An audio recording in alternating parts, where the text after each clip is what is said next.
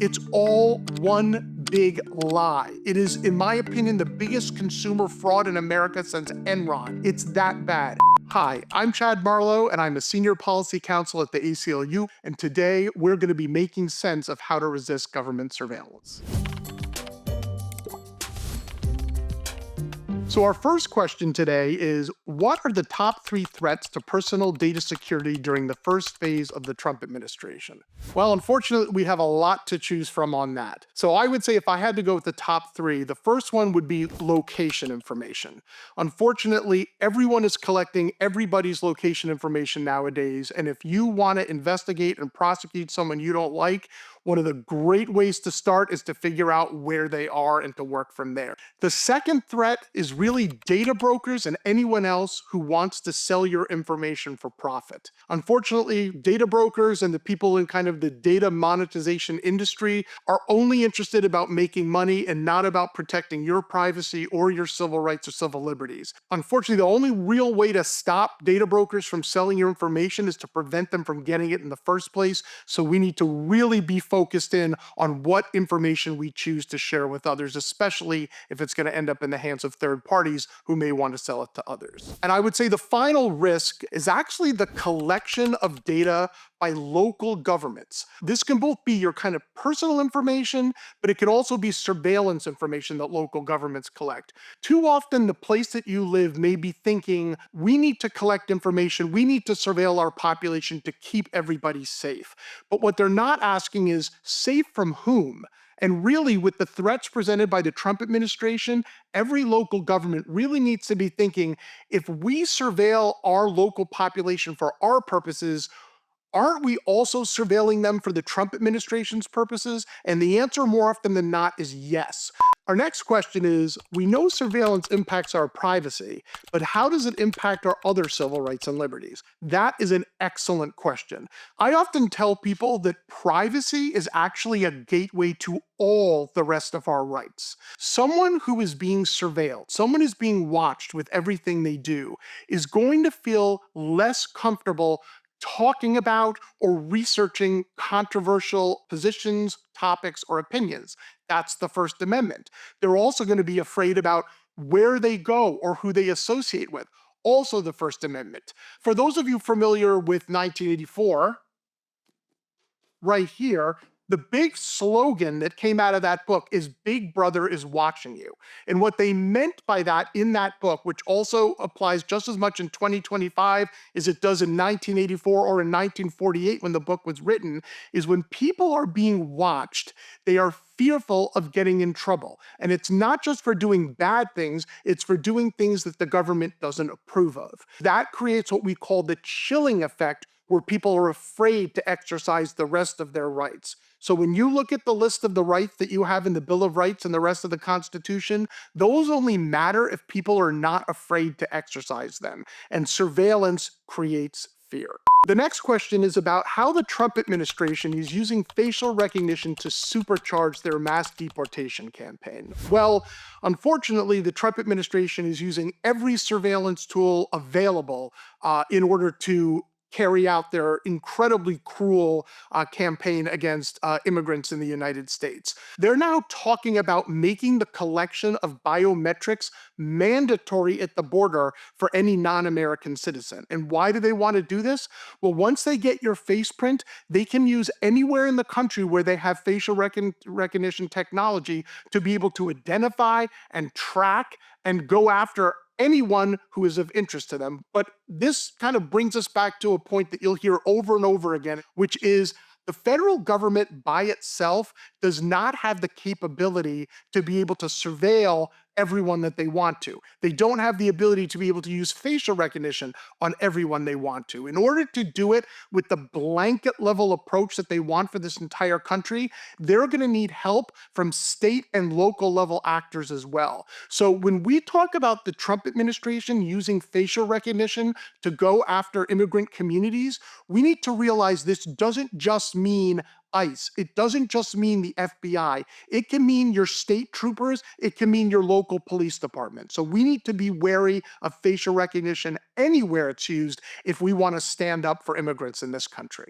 This next question is one of my favorites, only because it's calling out what I think is a company that is really impressively competing to be the worst company in America, and that is Flock Safety. So this question is, what is Flock? What data are they sharing with the Trump administration, and how that data is being used? So Flock Safety is a company that scans the license plates of cars, digitizes them, and then allows them to be run against government hot lists. And it also can store that information so that they can create a record of every place you've traveled for as long as they keep the data. And this can include really sensitive places like political meetings you've gone to, doctor's offices, religious institutions, even where you sleep at night. And in fact, if you read their contract, it actually is worldwide licenses to use your data. So if your tiny town is using Flock, you should be asking yourself, why are we using an ALPR company that isn't only making this data available to my town, it's being made available to anyone in the entire country and in fact in the entire world. Now, why are they doing this? They're doing it to make money. But there is good news, and thank God, because I often don't get to give it. The good news is people are finally on to Flock. I've been trying to get people to use the hashtag #GetTheFlock out of here. So far it's not working, but maybe this video will help.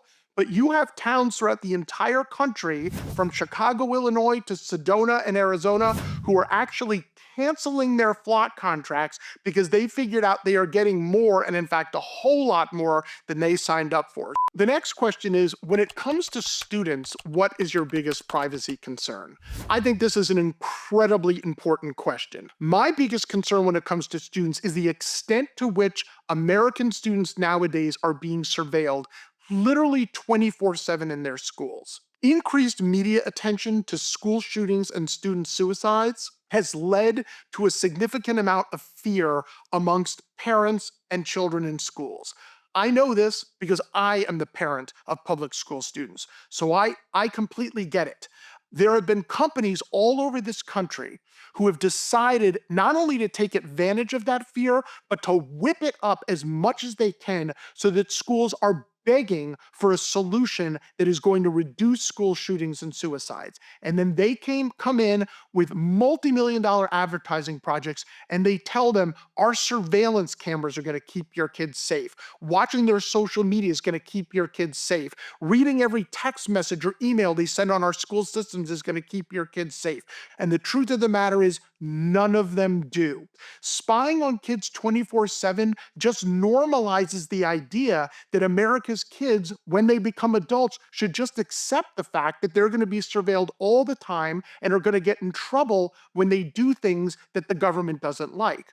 Beyond that, these student surveillance products fall far more heavily on groups of kids who already have challenges in schools and with school disciplinary systems, like Black and brown students, LGBTQ plus students, students with disabilities, undocumented students or students with undocumented family members, and low-income students. And also the way that they are so heavily marketed forecloses other options like buying and paying for more mental health counselors or anti-bullying programs that really actually help kids. So these companies, in what is a $3 billion a year industry, are sucking money away from schools. They're even lobbying for pools of money to buy their products, maximizing fear and selling them snake oil. The next question is, what's on your anti-gift guide for this holiday season? This is a great one. So what's your top 3 products? And it says, is the Oura Ring on it? Well, the Oura Ring isn't on it because I'm wearing one, but there are definitely things you need to do if you're going to buy one of these things. I was having problems sleeping, so I'm like, let me track my sleep. But when I started using the Oura Ring, it said things like, do you want to share your location data with the Oura company? And I was looking for hell no, that wasn't an option, but no was, so I clicked it. So, with any of the products that you go out and buy, you really have to be a smart consumer. That being said, there are definitely some products that I don't particularly like. I don't like Ring doorbells. If you want to have a doorbell camera, on your apartment or your house door, that's fine, that's your right. The problem with Ring is advertising, oh, we have these all over your town, to police departments. You used to be able to click a button to report suspicious behavior in your neighborhood, which unfortunately more often than not meant a person of color walking around in a white neighborhood. So not a good product. Another thing I don't particularly love is these kind of home aids like Siri and Alexa. I think a lot of people think, well, it only listens to me when I say, hey, Alexa, or hey, Siri. But how do you think it knows that you're saying, hey, Alexa, or hey, Siri? It's because they're listening to you all the time. And I would just say, for the third one, I'm gonna lump them in all together. Any technology that asks for your location information is something that you should really think twice about. If it has an option to turn it off, then avail yourself of that and you might be able to get it. But if it is baked into it, you might want to think twice before making that a holiday gift to others. What do I think of Elf on a Shelf? So I'm guessing this question is coming from a parent, and thank you for asking it. This is really kind of getting down to a real core issue. Now, before I answer that question, I also should point out that my family history is half Catholic and half Jewish, and that makes me a cashew. Don't sleep on Mensch on a Bench, because I think it presents the same threat as Elf on a Shelf. I don't like the idea of something watching me all the time and moving around during the night, so no matter where I go, it goes. I think you could probably come out with just a general FBI or ICE agent version of that and try to sell that to kids. But no, I think it's a lot of fun. But as soon as one company thinks to come out with a version of it that actually will watch and record things, that's why I'm going to do another one of these videos and have a very different opinion. Thanks so much for all your questions today about privacy and surveillance and the ACLU's work on those issues. It's really great to hear that so many people in our country are interested about these very important issues in this very important time. If there's any questions you guys have that we haven't covered today, please drop them in the comments. I'd love to read them, and I will definitely try to reply to as many as I can. And also, please remember to like and subscribe to the ACLU's YouTube channel so you'll be the first to know about additional content when we drop it.